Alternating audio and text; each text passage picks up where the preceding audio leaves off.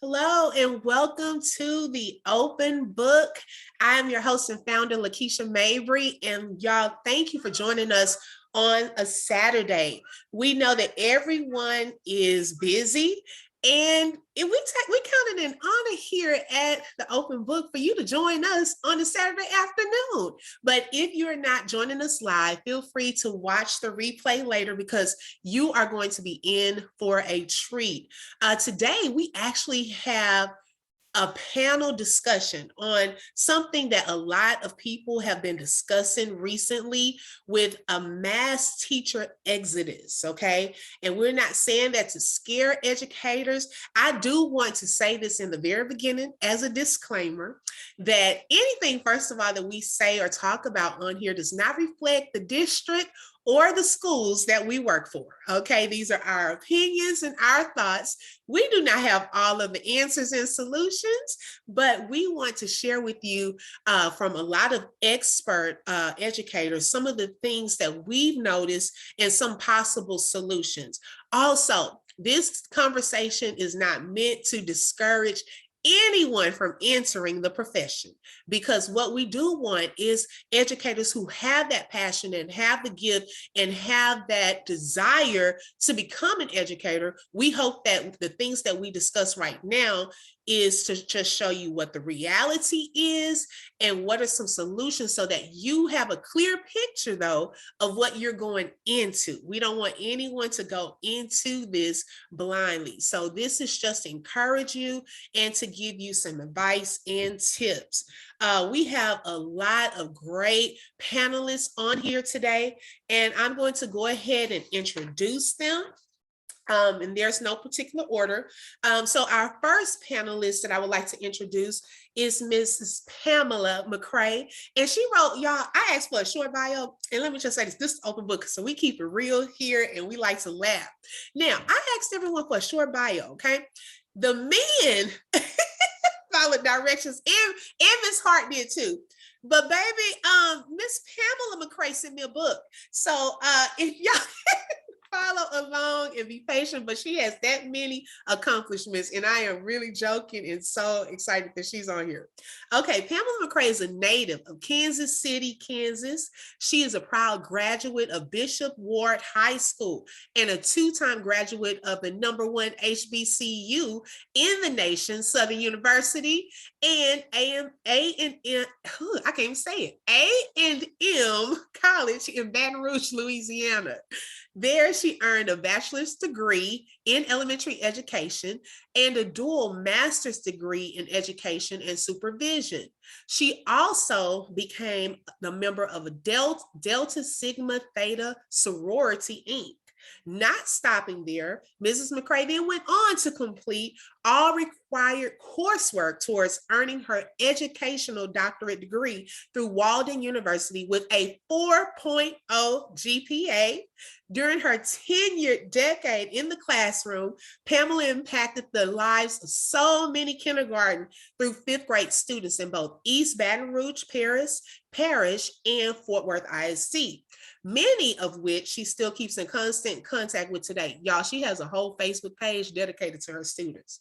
She has been an instructional specialist for 6 years. Some of her achievements include top 10 teacher in North Texas, Teacher of the Year, keynote speaker at Charleston Southern University, where she enlightened administrators and district heads about the importance of growing their own leaders. In 2017, Mrs. McCrae founded Essentials, which is a nonprofit organization created to assist the underserved and is currently the CEO of Mind Mogul Inc., an educational powerhouse that offers premier literacy, remediation, and enrichment services for K through 12.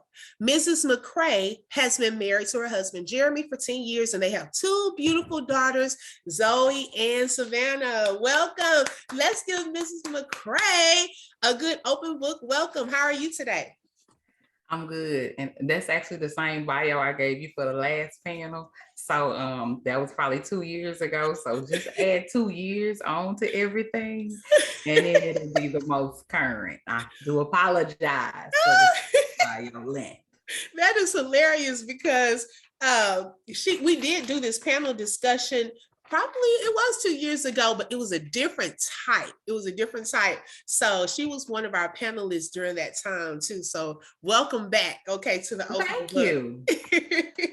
Our next panelist is Mr. Grady Hill. He is an educator for Dallas ISD. He is a Dallas native.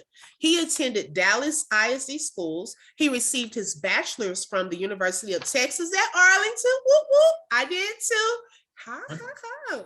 He also received his master's in educational leadership from the University of North Texas at Dallas. Grady has served in numerous roles such as assistant principal, lead teacher, and math department chair. Grady Hill is passionate about education, and he believes in educational equity for all students. Let's welcome Mr. Grady Hill. How are you today? Good. I'm glad to be here. It's my first time being on Facebook Live. I don't have a Facebook, so. Oh, wow. Okay. Well, welcome to Facebook world. First time, so okay. We are happy to have you. Happy to be here. Thank you. And then moving forward, we have another panelist with us, Dr. Tim Hill. He has worked in some of the most difficult youth for over 25 years and has found resounding success both academically and socially emotionally. As a matter of fact, he hasn't written an infraction in the last 9 years. How did he do it? Spell, bribe, intimidation? No, sometimes, and absolutely not. He builds relational capacity and excitement that breeds learning, hope, and inclusion. He has a doctorate in educational leadership and a master's in clinical counseling. Dr. Hill is not just impacting lives, he's transforming them. All right, Dr. Hill, welcome to the open book. How are you today? I'm good. How's everybody doing today? We're doing great. We're so happy that you are on here with us today. I'm blessed to be here, and you guys are doing an excellent job, and I can't wait to have this discussion. Thank you so much. We're excited. We're looking forward to it. Okay, and then last but not least, we have Miss Brianna Hart. And let me pull hers up on my text messages. I'm sorry, y'all. Okay, Brianna is an educator who is passionate about making the education system a better place. With 7 years of experience, she has seen many challenges that teachers face day in and day out. This has inspired her to pursue her master's in community development to start a nonprofit to help advocate for teachers. She's currently a kindergarten teacher in the Houston area. Let's welcome Miss Brianna Hart. How are you today? Hey, I'm good. Thank you for having me. Yeah, and this is her second time at the open book too. I'm so excited because she has been, when I tell you, we started working in Birdville together. And I think, was that your first year teaching? That was my first year. That was her first year teaching. And just to see her growth as an educator and following her on Facebook, I'm excited. I'm excited she stayed in the game and that she's doing some great things. Like, that is really awesome to watch. So welcome. All right. So y'all, we're just going to go right into it because a lot of people are wondering, why are we having this conversation about education right now in May? This is the time when we're excited. We're counting down the days because summer, vacation is in view. And I am one of those people. I do countdowns. I didn't do the countdown. Pam is shaking her head.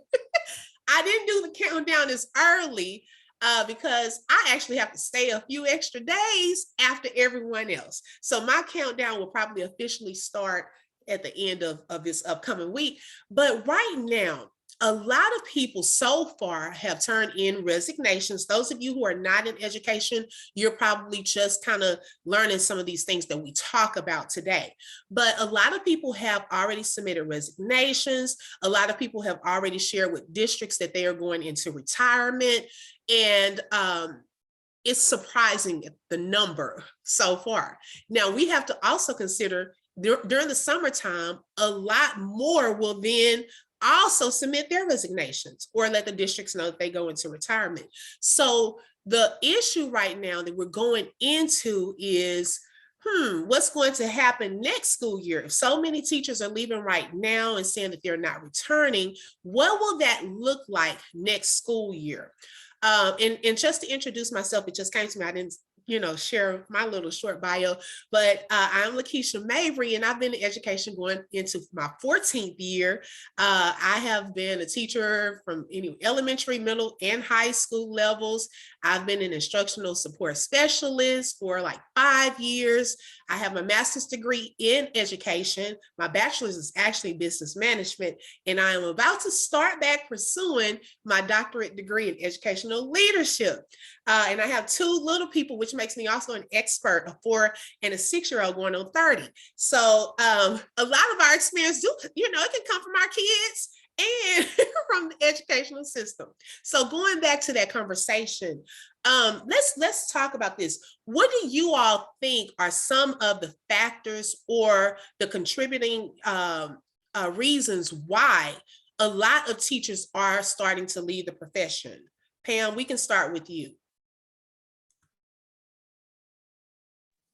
Okay, I'll just jump right in. I honestly think that teachers, staff, faculty across the board are kind of burned out, but it's not a normal burnout. It's almost to the point where some people are just saying, I'll just go to the house. Like, I don't even want to get a job that's with other people. If I can just remotely work from home, then that's what I'm going to do. I think the pandemic came along and kind of made it a level playing field, meaning some teachers that may work on campuses where students are normally grade levels behind, they've been in the trenches for years. But if you're a teacher that's been at a campus where every child that comes to you is on level and you may have one child that isn't, these past 2 years have been like, oh my gosh, because you may not have the teacher capacity or the pedagogy to actually say, you know what, I know how to teach these kids. So when you don't know, it's almost like you're treading water for a couple years, but it's not just you who could possibly drown. It's 22 little people or however many kids you have in your classroom. And so I think that's one of the biggest reasons why a lot of teachers are leaving. And I actually read a couple months ago, and it stuck with me because I was like, those numbers are huge. A couple months ago, I saw some data that suggested that 500,000 educators have walked off the job and 800,000 have put in resignations. I was like, maybe that number's supposed to be, maybe the 5 is included in the 8, but that's astronomical. And so I just think a lot of times, well, with everything that's gone on with the pandemic, from virtual to back on campus, teachers may not necessarily have the support that they need. You see superintendents are flying out of here left and right, okay? So normally it starts from the top and then it kind of trickles down. So I just think it's quite a few different reasons. And some people, they used to always say, those who can't, they teach. Not a true statement. I guess everybody knows that was not true. It's a very difficult, challenging career, and things are changing and they're ever changing. And I gave a shout out to all of the teachers because teachers were literally building the plane mid-flight, basically in the air. We just went virtual. And then boom, this is what's getting ready to happen. And so for 2 years, we've been up in the air, building the plane in mid-flight. So that can add a lot of stress onto people and the babies. So Those are just some of my thoughts. Okay, thank you. Dr. Tim Hill, what do you think? What are your thoughts?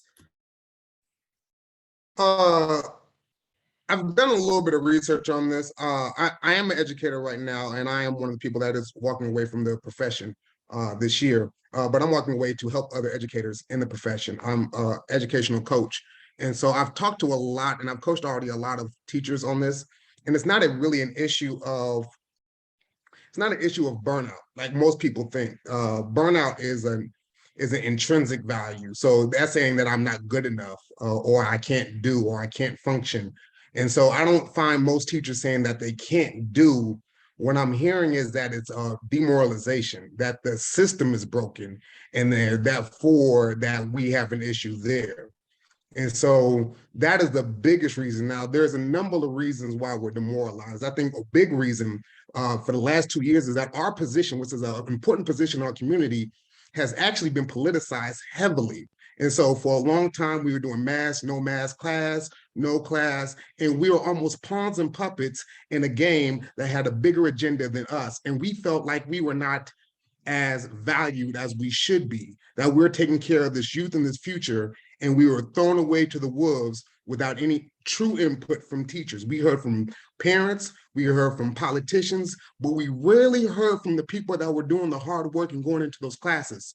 So that is a big, big reason, a part of the reason. The other part of the reason, and let's be honest, is recently since, what is it, March of 2020, inflation has gone up by 8.5%.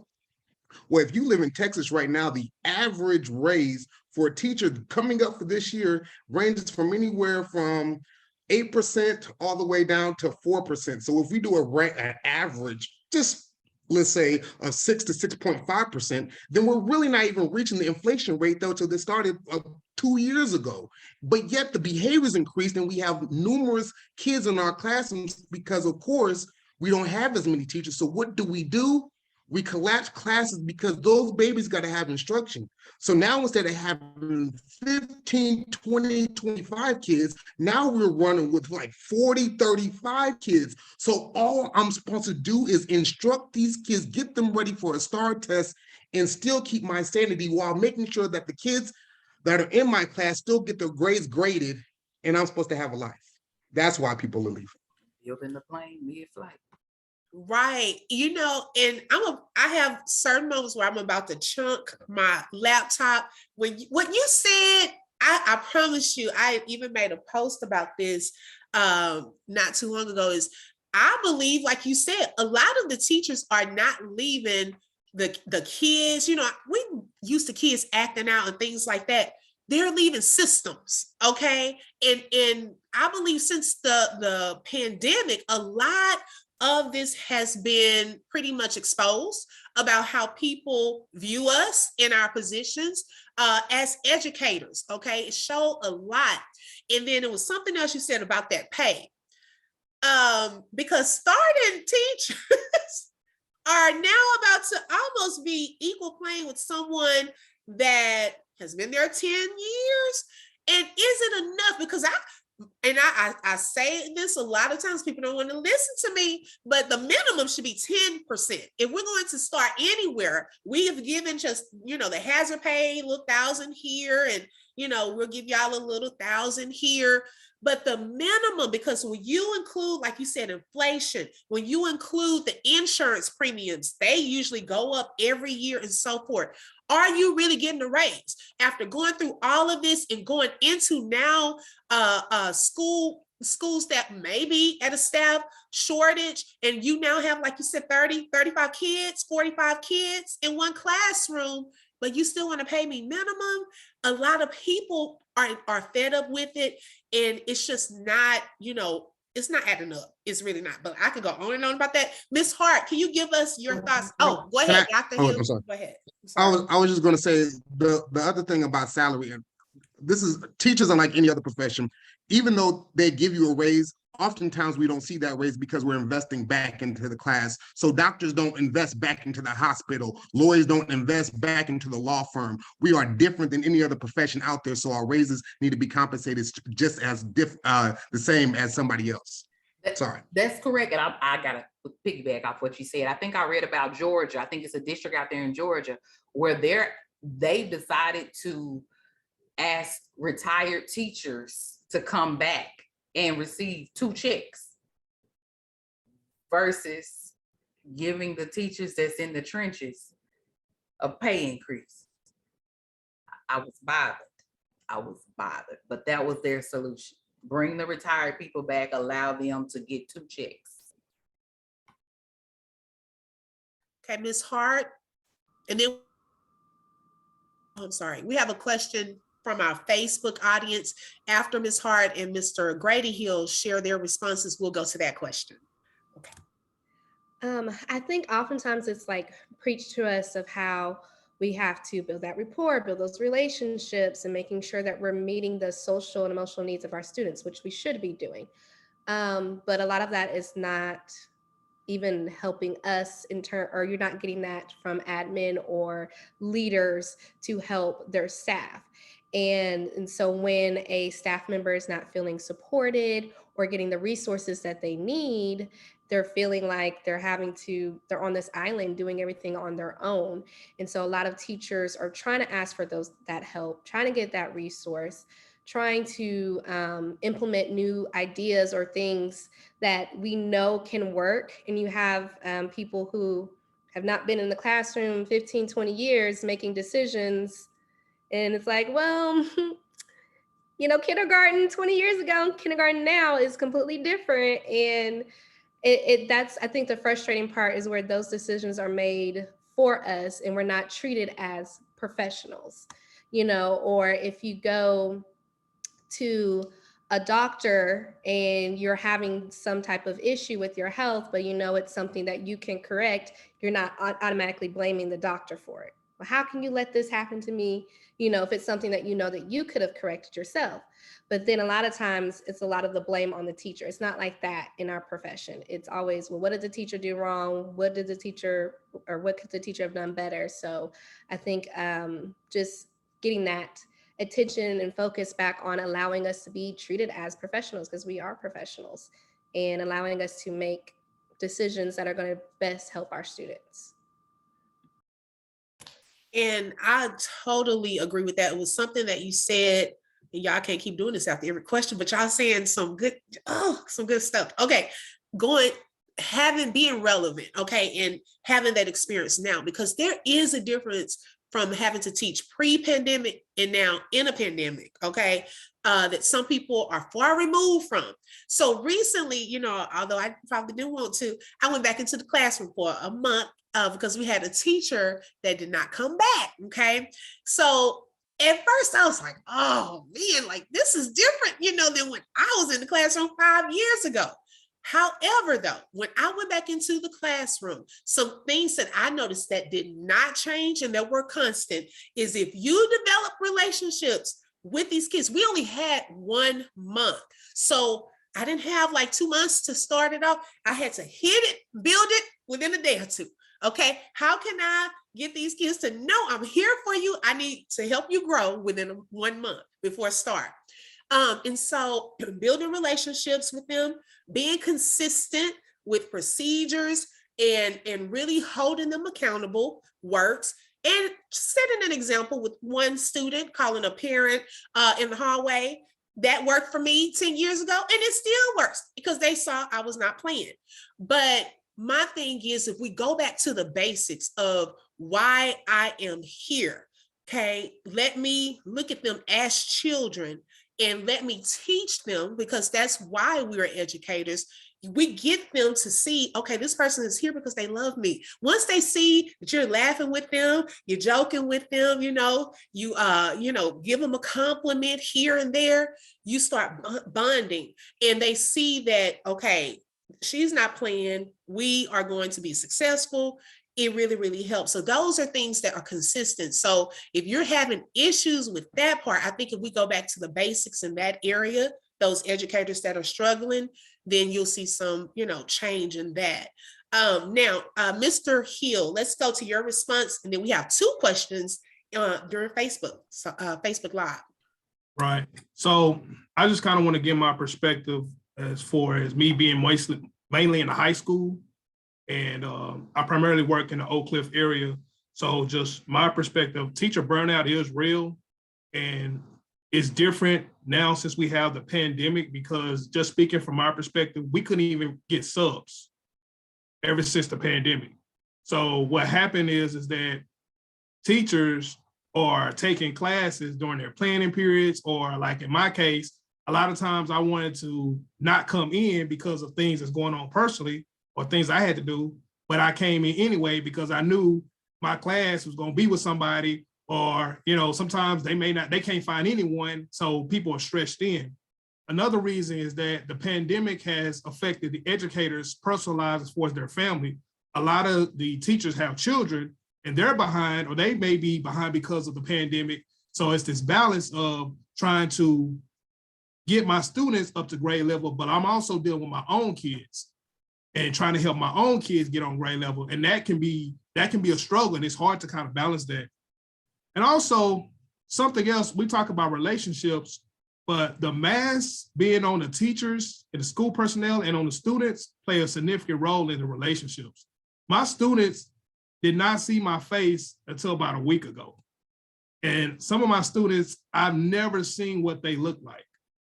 I always had my mask on. So that played a role as far as the relationship, because the mask is kind of like a shield, right? So you're trying to build relationships, but I can't see your expression. I can just see, you know, from the nose up. And another thing is that the education industry is a very results-oriented, competitive industry. We take the scores of our students and we compare them to other scores of other kids, right? So it's very results-oriented and it's very competitive. Well, I believe that teachers not necessarily don't have as much control because it's the students that's taking the test, even though we're teaching them. But then during the pandemic, a lot of the students were not on grade level. We had more than usual. So that in itself is a stressor. Another thing is we're having a change in learning.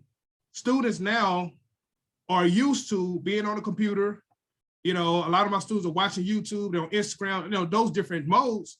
And we have teachers that are kind of struggling to adjust to that different mode of learning, right? That's a big change, because if I've been doing something that's effective for me and I got different type of students, then, you know, it's hard to kind of adjust to that. And, you know, the district asks us to adjust. Some teachers make that adjustment. Some teachers struggle making that adjustment. So that's my tidbit on that. Oh, thank you. Thank you so much for sharing that. Now, these next questions, we have some Facebook Live viewers. Thank you for joining us, Facebook Live. We have Miss Katrina Moore. She's joining us. And first of all, she said, Pam, your lipstick is popping. But she wanted to know, how can non-parents, and I'll direct this question to two of you, and then the next one, I'll go to the other two for Pam and Dr. Hill. How can non-parents or non-educators advocate on our behalf?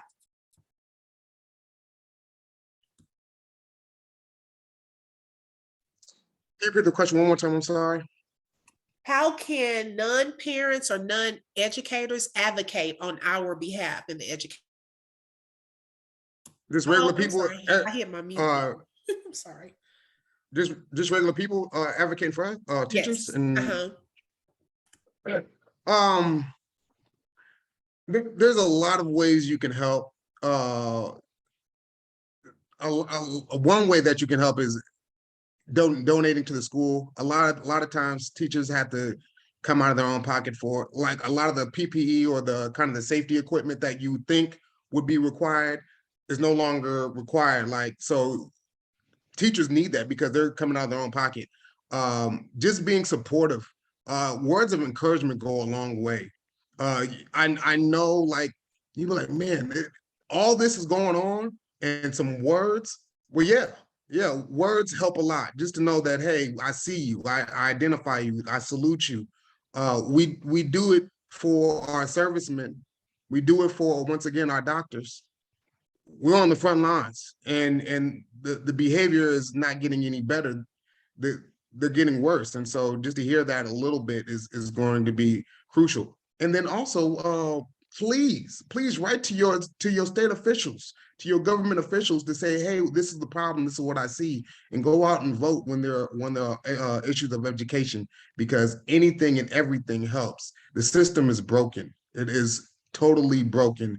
And it's not that only the teachers that are suffering, it's our babies, because we can find other jobs. They can't find other education.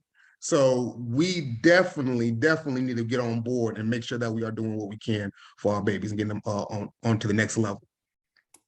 Thank you guys so much. Okay, Pam, you had another. I kind of wanted to refer it or send it over to the classroom teachers because they're the ones that's right in there. But I did want to say one way is to reinforce the value of education to your kids.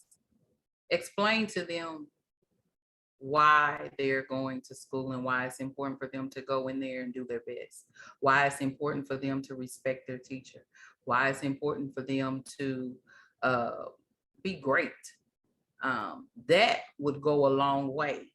I'm not in the classroom. Well, I was in the classroom for about a month, but I think that would go a long way with classroom teachers and students. If they had a classroom full of kids that understood why they were there, or at least the parents were saying, you know what, get up, let's go, homework, let me assist you with that if that's what's coming home. Having that open line of communication with the teachers as well. Being available or being intentional. If you know the teacher is trying to contact you, call her back. Because if your child sees that you're declining her call, your child gonna decline her instruction in the classroom. So I'm just gonna send it on over to the teachers, but those are just some of my thoughts. Ms. Hart or Mr. Hill, do y'all have some comments about what are some things that non-educators could do to advocate? Just being there to support and advocate, and especially even for parents, if they know that the parent, the child, and the teacher are all on one team and working together, it can be a beautiful thing. But as soon as the kid knows that mama don't care, mama's not answering the phone, or mom's going to, advocate for me in a way where they're not like hearing out what the teacher has to say, then it makes it a little bit harder for the educator in that sense.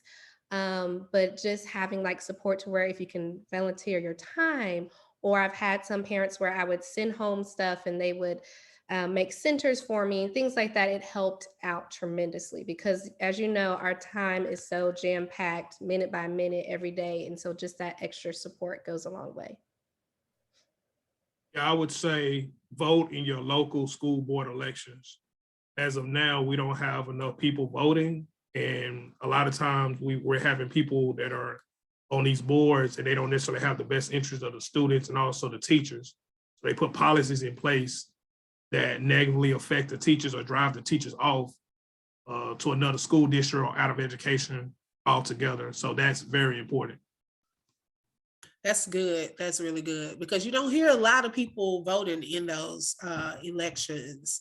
That's really, and the board meetings too, like going there and speaking on behalf of educators, your child's school and so forth. Now, this is a question I do want to get to, and then we'll go back to our Facebook questions because the reality of it is we can sometimes hear a lot of principals saying, well, I have this person being promoted or going here to this place or going here to this place. But if people are really happy somewhere, most of the time they will stay because sometimes that can be a false sense of everyone's going because, they're happy, but they're just going here. Well, let's get to the root of it, okay? How important is school culture and the climate on an educator's decision to leave? How important? Who would like to jump in and tackle that one? I was just literally talking to some teachers about this. And if you're sitting in a house and it's about 110 degrees and it's 85 degrees outside, are you gonna stay in the house or you gonna go outside? Probably outside. Well, education is about 110 degrees.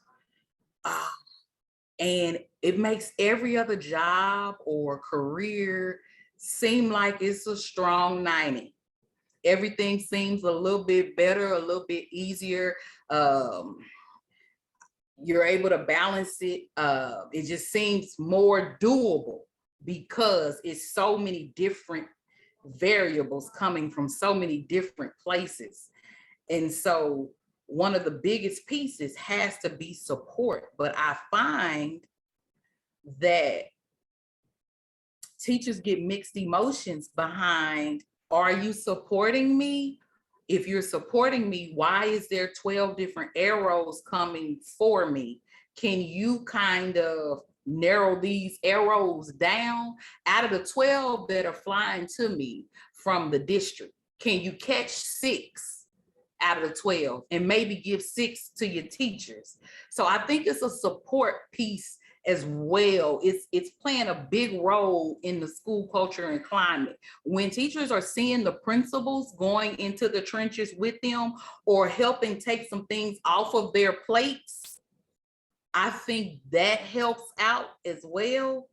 But things that normally didn't play 2 vital roles in school culture and climate, they are playing major roles now.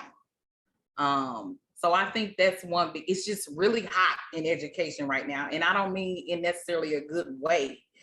It's just so many unknowns. And people, we're coming off of a pandemic, and that's unknown. So if this is unknown with the pandemic and education is unknown, can I find something that is known so that I could have some sense of stability?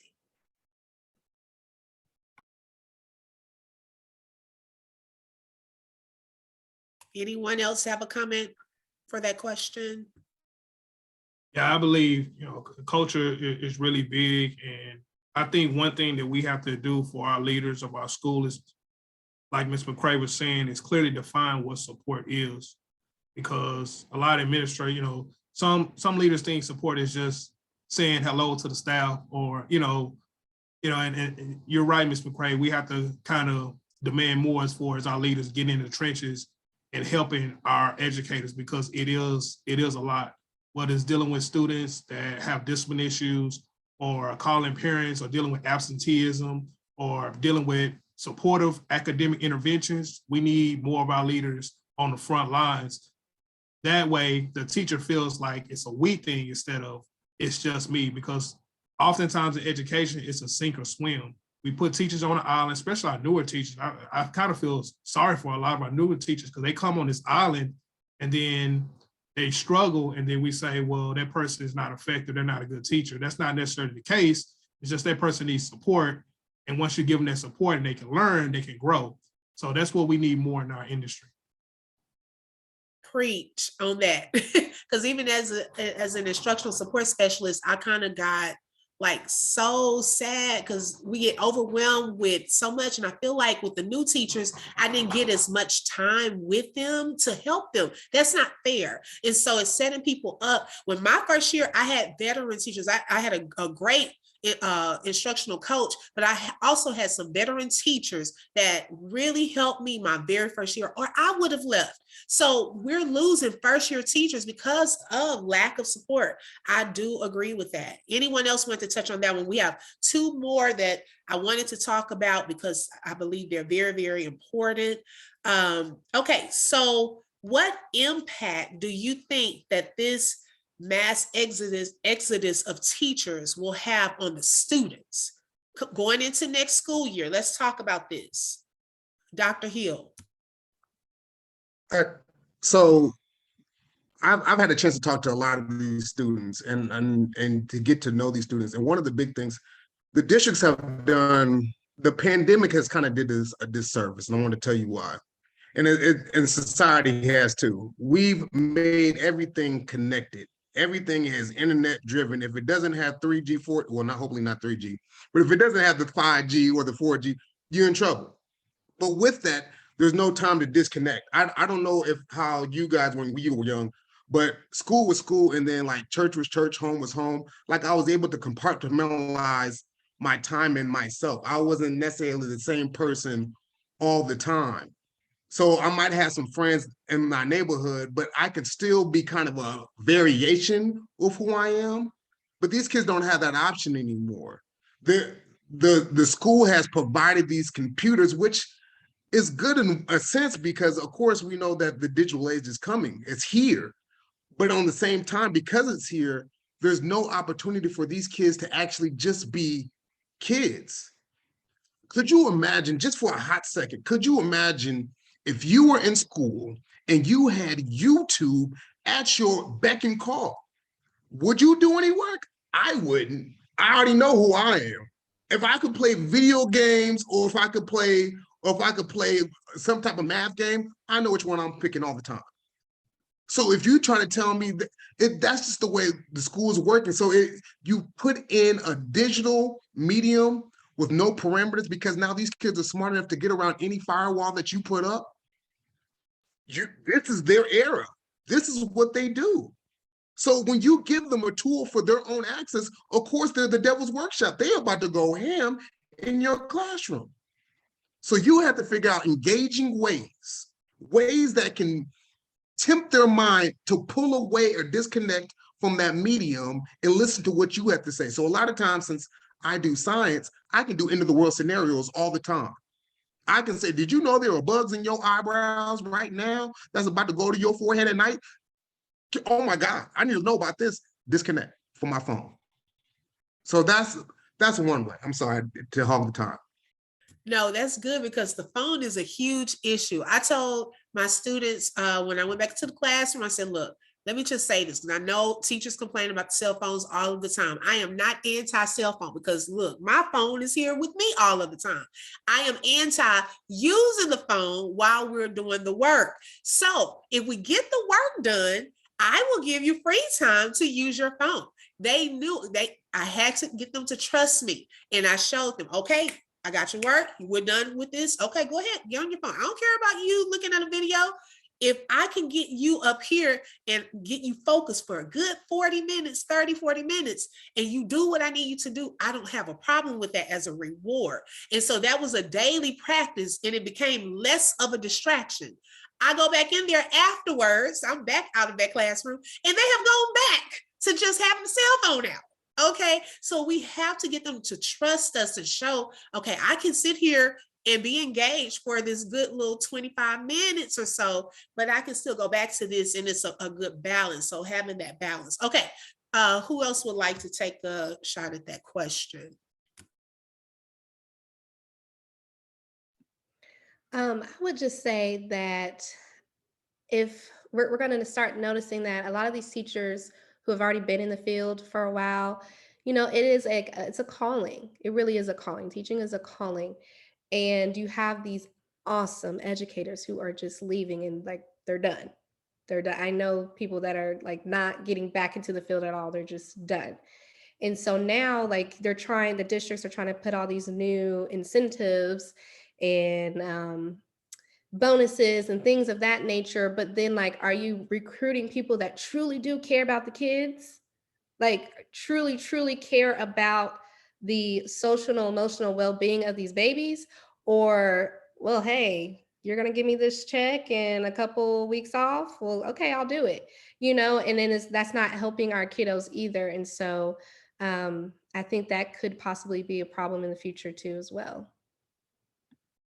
You are so on it, Ms. Hart. I was just thinking about that because I mean, oh man, it saddens my heart because you do have people that have been there through thick and thin, through the different tests, and really love kids and love to get that aha, like, oh, I get it, that joy out of it. And now we're just about to start putting people in those positions just to have a job, not there for the calling. That hurts my heart. The impact that will have, and I even thought about my own kids, that is going to impact children. If you're not there for children and you're only there for vacation or they are paid or thinking that this is a babysitting job, because I have seen that where some teachers will sit at their desk all day, not care about students, and then go home. I couldn't do that. Regardless of if I didn't want to go back into the classroom, I knew that God was looking at me and my integrity, and that is my passion and my heart. I cannot, you put me in front of kids, I'm going to give it my all, because that is a life at stake. And until we go back to looking at children as children, and that their lives are at stake, and that this is our future, we will not get anywhere. We have to go back to the basics of why we're in this field and what we are called to do. Not everyone can do this. And that is the part that I am concerned about, is the people that I've even seen that have been educators during the time that I've been an educator are leaving. How can we move forward with this? Okay, do y'all think it's too late? You know, what are some possible remedies or some solutions to make educators stay? And I know Dr. Love, thank you for watching. She is the founder of the Academy of Visual and Performing Arts. That will be opening in Fort Worth the year 2023, that school year. But she's on here watching, and she's asking, because she has a passion for students and for educators, of what can we do to support our educators. So do y'all think it's too late? It's kind of a two-part. And what are some possible remedies or solutions? Pam, let's start. Oh, well, who wants to start? Go ahead. Okay, Mr. Hill, go ahead. Go ahead. Okay, I don't think it's too late, but we got to make education, or being an educator or teacher, the cool profession again. A lot of times, like when I ask my kids, you know, how many of y'all want to be a teacher? I'm like, I don't want to be I don't want to be a teacher. No, I don't want to do what y'all doing. I don't want, you know. So it's that kind of that negative connotation of teaching. But when I was a student, you know, going to Kilmer High School, we had something called Taffy, right? So it was a professional organization to recruit future educators. But we have to have programs like that to highlight the benefits of education, because I have a lot of students that I think will be really good educators, but they see it as a draining, demanding profession where kids are being disrespectful towards teachers, and that's not something that I really want to get into. But there are a lot of benefits to teaching. The pros of teaching greatly outweigh some of the costs of doing this job. So we really have to highlight that. I would have to piggyback off of that and say kind of the 3 S's: salary, success, and support. Increase the salary. Support. Run a needs assessment. Sit down your teachers. Sit down your master teachers. Sit down your struggling teachers. Sit down your cafeteria workers. Find out what it is that they need. Find out. Come up with a plan. Show them, okay, this is what we can implement starting in the fall. That success piece is, these teachers need to know that they will more than likely be successful next year, or more successful than these past 2 years. And when I say that, I don't mean the kids and the tests. I mean them being able to do what they need to do, have access to materials. I was hearing Dr. Hill say, hey, you're paying out of pocket for, as an educator, you pay out of the pocket. And when I was in the classroom, I did, because I needed my folders to match my pencils. So I did buy all my supplies. But I totally get it. We're going through this pandemic, and you may not have, funds are tight. And so I just think that they need to make sure that we support our teachers. And if you support your staff, that will make them feel like they could possibly be successful and they could want to stay.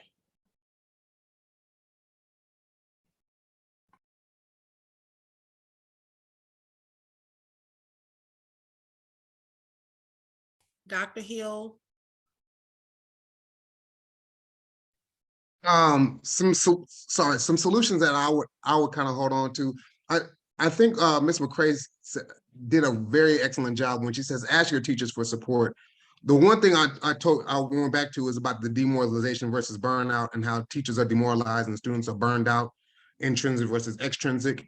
So what can I do to fix the system that's within our school? I can't fix the entire system. It's too big. I have to chunk it. So I can fix my campus.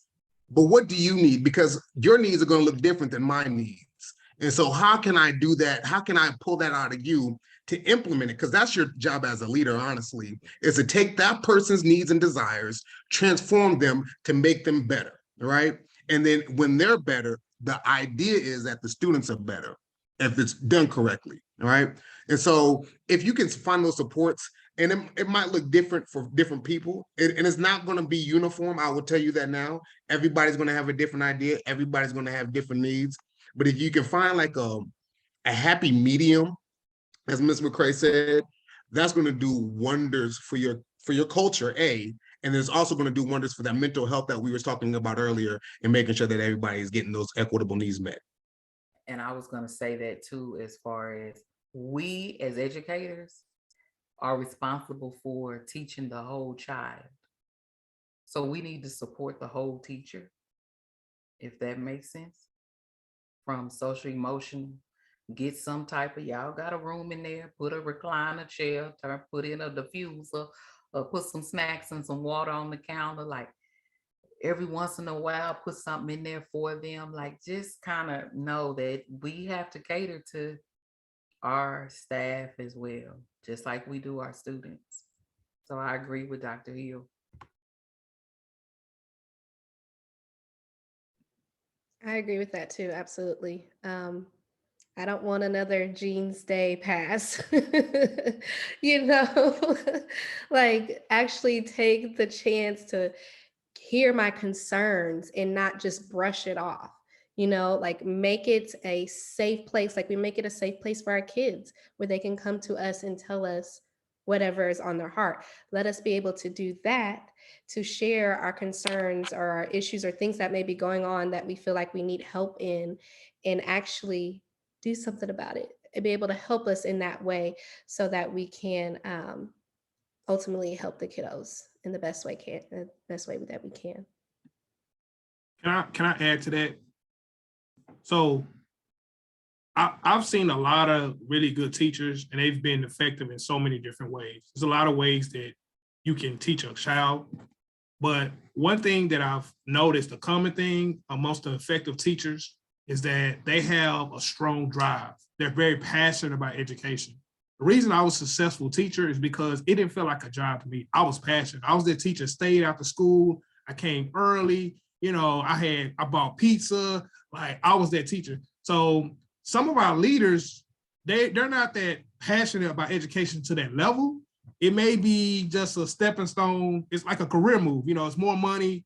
So when you're asking them to kind of get their hands dirty and do more work, sometimes it's like, wait a minute, that's more work. I don't want to do more work. So I think we have to be districts have to be careful as far as who they're putting in charge of these schools.